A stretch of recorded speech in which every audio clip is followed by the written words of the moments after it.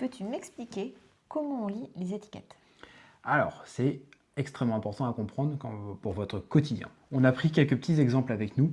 On va vous décrypter un petit peu ce qu'on a chez nous. Malheureusement, on a, on n'a pas énormément de produits avec les étiquettes. Où la liste est longue, en fait. La liste est longue, c'est ça. Alors, Et on vous expliquera pourquoi. Voilà, on va commencer.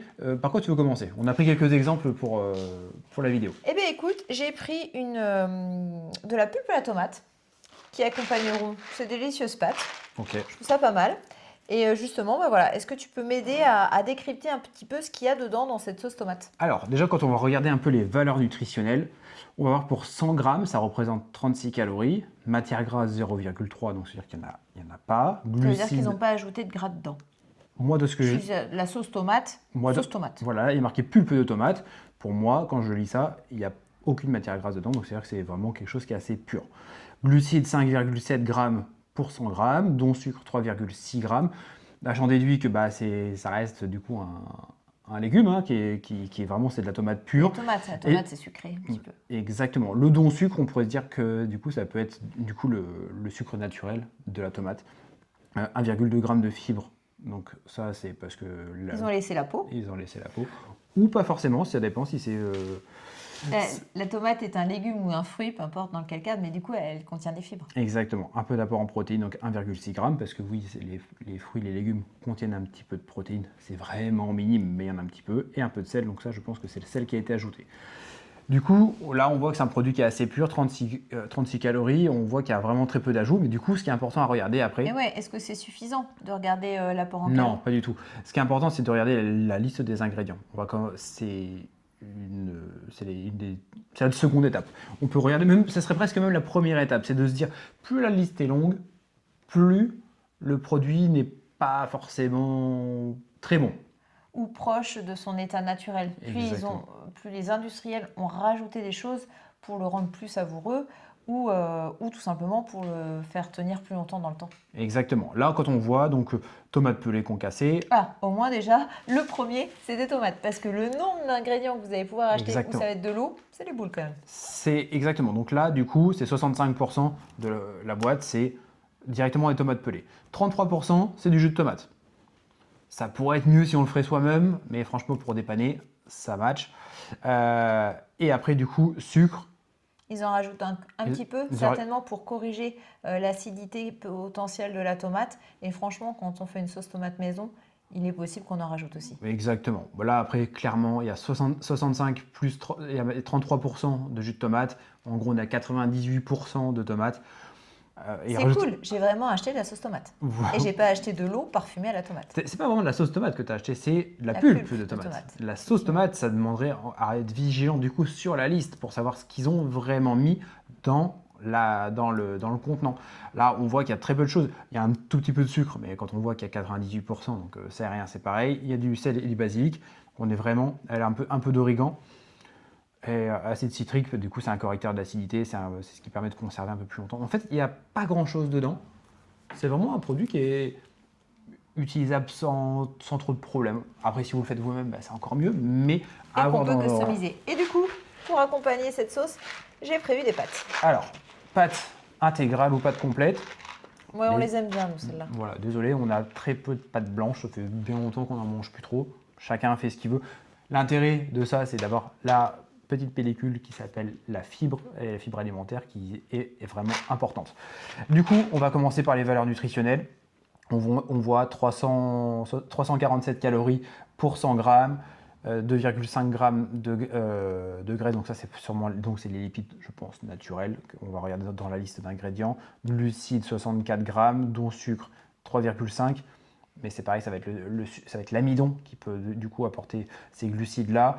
Fibres, 8 grammes de fibres. Donc 8 grammes de fibres, c'est pour 100 grammes, c'est pas mal hein, parce qu'on prend des pâtes raffinées, on va être autour de 2, 3 principalement.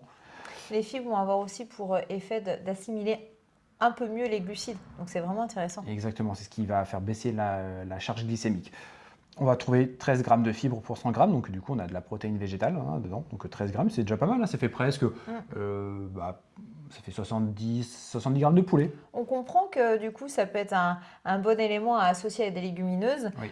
comme on a pu le voir sur d'autres vidéos, parce que du coup, il y a une source de protéines aussi à l'intérieur. Exactement. Et c'est malin pour les végétariens. C'est même primordial. Et là, du coup, si on prend des pâtes blanches, bah, du coup, on a moins de fibres et moins de protéines, malheureusement. Là, on voit qu'il y a aussi du coup, du phosphore, du magnésium, du fer, du zinc, mais ça, c'est naturel, c'est dans la céréale que c'est On les contenu. retrouve. Voilà, c'est automatique. On va chercher la liste d'ingrédients. Donc, la pâte alimentaire de semoule de blé dur. Ingrédients, semoule de blé dur. Oh, Basta. basta. Au moins, il n'y a pas de surprise. Il n'y a pas de surprise, il n'y a pas d'additif, il n'y a rien. On est sur un produit qui est vraiment très, très naturel, le plus simple possible. En gros, plus un produit est simple, plus votre corps va réussir à l'assimiler facilement en fait. Moins il est travaillé avec des choses bizarres qu'il n'a pas l'habitude, plus ça sera facile pour lui de le prendre, de le digérer et d'en développer de l'énergie. Exactement. Je vais vous faire un petit teasing sur une prochaine vidéo, c'est que, juste concernant les féculents, c'est important de les cuire al dente. Il y a marqué al dente, Al dente, sì, ma che meilleure pasta del mondo è al dente. Et on n'a pas d'action chez Barilla, pas encore. Non, ni chez personne pour ça. Mais les faire cuire al dente, ça veut dire que vous allez faire que la charge glycémique et l'index glycémique ne va pas monter trop haut. Et ça, c'est hyper important. Si c'est trop cuit, après l'al dente, du coup, l'amidon va se découper. Et là, du coup, vous allez avoir une assimilation beaucoup plus rapide. Et du coup, vous allez sécréter l'insuline. Et même si c'est complet, vous pouvez, malgré tout, du coup, sécréter l'insuline et du coup, produire de la masse grasse. Donc, soyez vigilants. Mais on va faire une vidéo sur ce sujet-là parce que c'est un sujet important. Alors sinon, je suis allée à la pêche. J'ai ramené des sardines. La sardine, ça c'est un produit. Le dépannage. C'est le dépannage. C'est le dépannage. Pour les apéros, c'est bien aussi pour faire des petites rillettes de sardines. Moi, je consomme pas mal, au moins 2-3 fois par semaine, des sources d'oméga 3 à base de petits poissons, donc sardines, maquereaux et harengs. Bref, on en parlera ça sur une autre vidéo.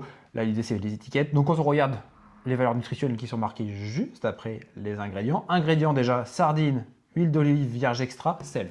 Voilà. Basta. Parce que c'est des olives, enfin c'est des sardines à l'huile d'olive. Elles ne sont pas parfumées parce qu'on peut en trouver à la sauce tomate. Si vous les trouvez parfumées, regardez la liste d'ingrédients. C'est là des fois où on peut vraiment se faire peur et ça peut être horrible. On voit valeur nutritionnelle. Pour 100 grammes, c'est 227 calories. Matière grasse, 15 grammes. Dont acide gras saturé, 3,5. En gros, les acides gras saturés vont être plus ceux dans les sardines, mais ça veut pas dire que ce soit des mauvaises graisses, hein, loin de là. Les sardines, c'est une super source d'oméga 3 et de vitamine D à partir du moment où vous mangez les arêtes et la colonne.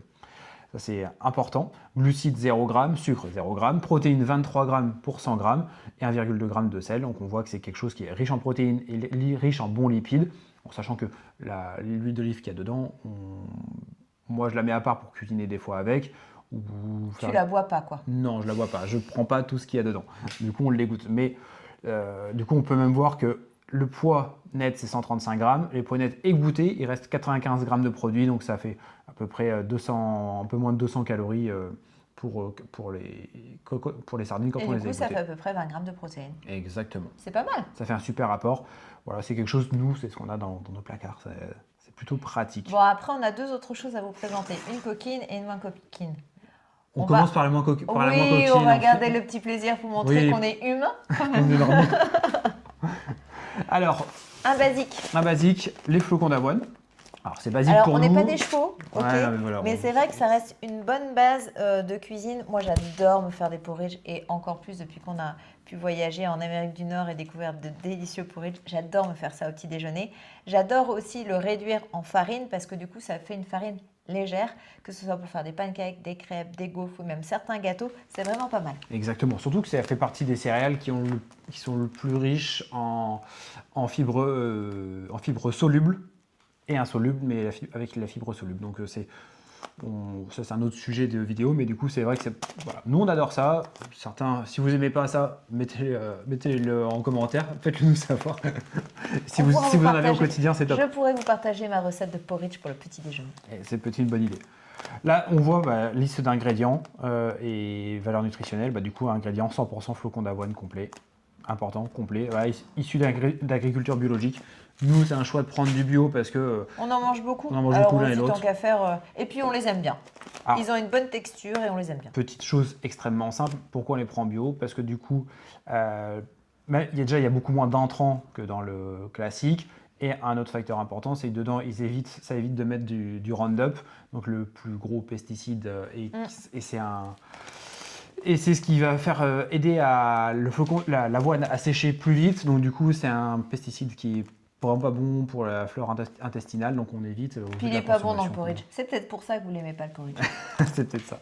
On voit dans les valeurs nutritionnelles 370 grammes, 370 calories pour 100 grammes. C'est pareil que c'est des glucides. Ça fait penser aux 6,7 pâtes. grammes.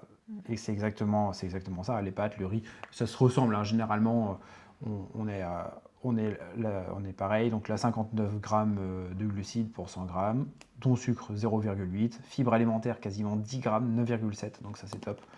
Et protéines 13 grammes. Donc vous voyez c'est encore une source vraiment complète de nutriments. Et alors, le Saint Graal. Le Saint Graal. Le précieux pour chez nous. Et oui, nous aussi on a ça chez nous dans nos placards, ça peut arriver. Déjà, ça en dit long sur la période où on tourne la vidéo. Oui, parce qu'on n'en trouve pas l'été. Exactement. Et ils sont à noisettes entières, ceux-là. Ouais. Mais ça, c'est une private joke pour un Pour autre. ça. Parce qu'on a voyagé quelques temps et on s'est rendu compte que dans certains pays, ils mettaient qu'une demi-noisette. Donc faire on s'est un fait audit. arnaquer. Ferrero, si vous avez besoin d'un audit de qualité, on peut. Voilà. Alors, on commence par quoi? La liste ou par les... Alors, on va commencer par les valeurs nutritionnelles. Vas-y, fais-moi rêver. 100 grammes, pour 100 grammes, on a 603 calories. Ah Ça veut ouais. dire que c'est presque le double que de 100 grammes de pâtes. Après, si tu manges 100 grammes de Ferrero, ça va se voir. Hein.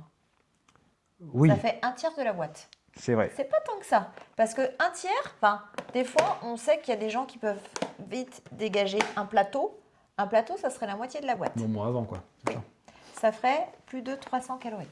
On voit 42 grammes de matière grasse, dont 14 de graisse saturée. Donc ça veut dire que dedans, on va avoir souvent, ça peut être saturé. Les acides gras saturés, ça va être les graisses animales, beurre, crème. C'est ceux qui se figent. C'est celles qui se figent, huile de palme et huile de coco. Donc si ça se fige aussi sur les hanches. Exactement. Gardez ça en tête.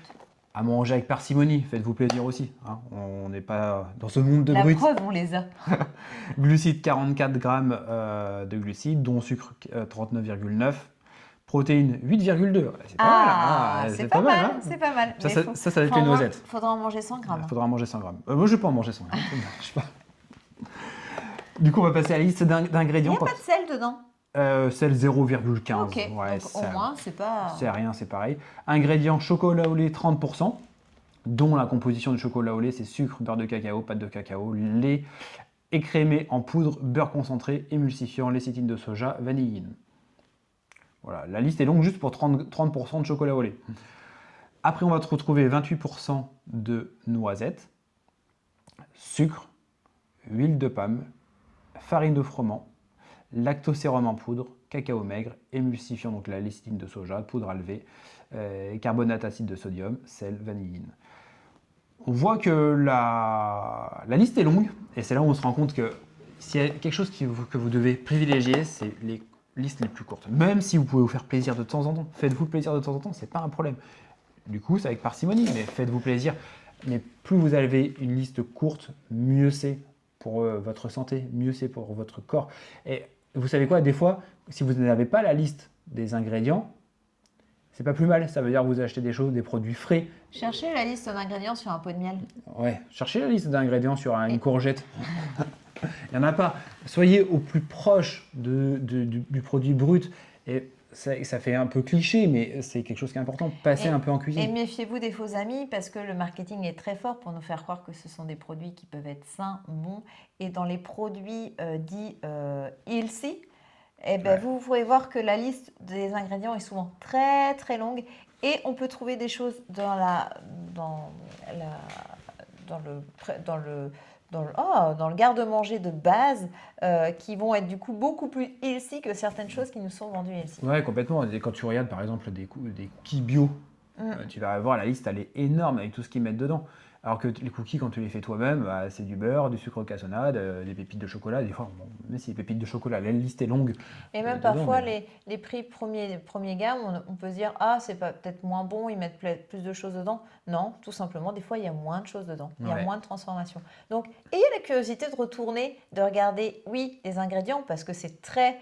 moi, ça m'arrive, hein, et des fois, je dis, ah, j'ai acheté un super truc. Ouais, tu as payé pour de la farine ou de l'eau. Parce que oui, en amont, il va y avoir beaucoup de farine ou beaucoup de flocons d'avoine, notamment dans certains granolas qui peuvent être sympas. Finalement, c'est ni plus ni moins que ça, un peu parfumé. Bon, bah pour le prix que j'ai payé au kilo, j'aurais pu les parfumer un peu moi-même, enfin mélanger dans un pot. Donc, n'hésitez pas à être curieux. Faites pas ça sur toutes vos courses, parce que sinon vos courses vont durer des plombes.